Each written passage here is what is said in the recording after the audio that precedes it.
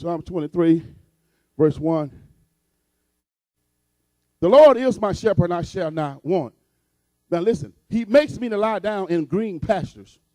We're going to talk today about the mission. You see, we're dealing with what the true definition is of a shepherd, what a shepherd is, what he does, and we're going to apply it to God as well, but we're going to bring it to the earth where there are local shepherds that God has established, and then we take it to the next level where we deal with authorities in our life, even as like there's a role of people in our life that should be nourishing us and caring for us, and some of us that get the best nourishment in life. There's an identity sometimes in us just to have affirmation. Nobody never really told you were doing a good job. Nobody never told you, I'm glad you graduated. That's why some of us now, we go to school, we want everybody in church to come. I'm graduating, can everybody come? Why do you think we like that? Because there's a part of us that wants somebody to affirm us and tell us, you go ahead, you can do good, you really going somewhere. Because there's a part of us that needs that in our lives. And he says now, so therefore there are people in our lives that are supposed to be there to help nourish us and tend to us and cherish us and protect us that we may be better for what God is saying in our lives.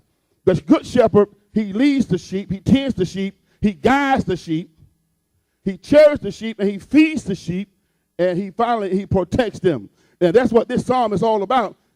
But listen here, and he said, now the Lord makes me lie down in a green pasture. He leads me. Now, the thing we want to emphasize today is underline, he leads me. He leads me. And also, now, he leads me some places. He leads me beside still water. And also, he restores my soul. Then he leads me. Again, he leads me in paths of righteousness for his name's sake.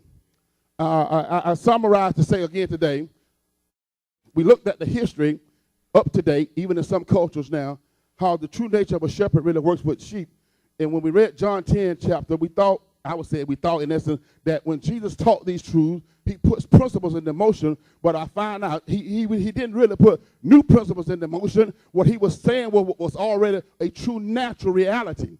And when you understand when he said all those sheep had names and all those shepherds gave them names, he was not just speaking that spiritually for us to know about God. He was saying this is the true thing in the natural. Those shepherds out there watching those flocks, they had sheep that they gave names, and they gave them names, and those sheep responded by those names. But what we want to talk about today is the fact that it says that when the shepherd goes out in the field, he calls the sheep by name, and the sheep follow him. And I ask you today, what voice are you following? Who's your shepherd? Well, see, a lot of us, we like to be our own pastor. We like to be our own bishop. And we really want Jesus to be your pastor, but really the Bible don't support that. Jesus is not your pastor. I know we got a lot of ministries. The ministers out here, sometimes folk come check out, come see. And I thought about some things last night. I said, Lord, I'm going to talk on this because it's going to get pretty heavy. But in the course of your lifetime, you should never be without covering. I said, in the course of your lifetime, you should never be without covering. The greatest revelation I ever got when somebody told me a long time ago, your children now are young and at home, but he said, but I'm going to tell you the truth, you'll never stop being a parent. But when they move out, you're still going to be their parent. You find out they're going to still be on your front door. You find out they're going to still be sitting up in the living room looking at you funny. You find out they're still looking for something. You find out their hand going to still be out. You find out as a parent, you're going to be stepping in their world, and when they don't want you, say, let me just kind of fix that for you. So you ain't going to never stop being a parent. You'll never stop being a parent. Let's go read this scripture real quick. We're going to talk about a few more things in Jeremiah 3:15. Now remember, we want to emphasize he leads me in paths. He leads me. He leads me.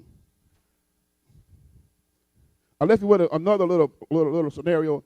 Years ago, I heard a particular wise man say, he gave it the same analogy of the shepherd marching out in the field, and all his sheep was following behind him.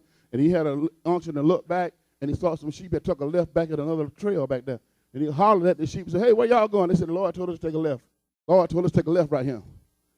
And it's, and that's time. That's a major problem there, because when you understand, listen, the nature of things.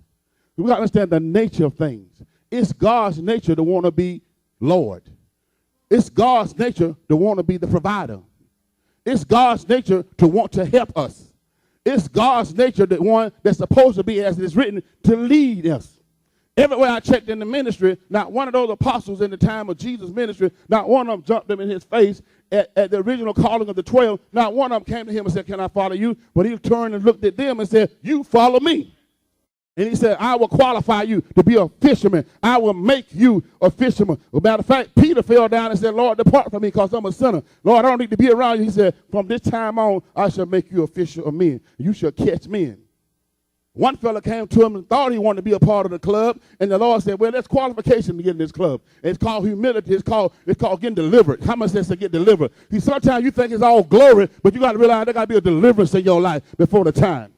But I'm going to show you for the day is how you can't be a pastor, you can't be a parent, you can't be a care for somebody till there's a passion in your life that somebody else is more important in life than just your own self-interest. If you don't care for people, you don't need to be a pastor. If all you want to do is just be up here in the limelight, what we call it, or just look good or give a sermon, but there are times people got needs in their lives. They're going to be crying. They're going to be calling. They're going to be having issues in life. And if you want them out, what they ringing on, what they calling me for, you ain't no pastor. You ain't no pastor. What they calling you for? Are you the pastor? What you call the doctor for? Because you want to get checked out. And if you don't want to be the doctor, don't go in the business. Don't go get the license. If you don't want to be the pastor, then don't talk about what the sheep calling you for.